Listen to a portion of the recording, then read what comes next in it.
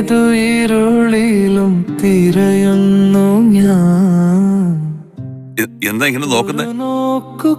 നിങ്ങൾ തമ്മിൽ മുമ്പ് കണ്ടിട്ടുണ്ടോ?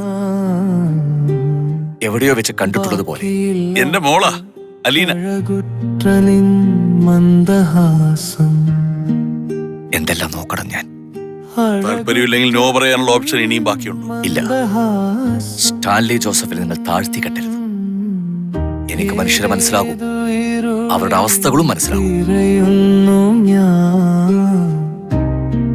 മഴയിൽ നനയും പൂവി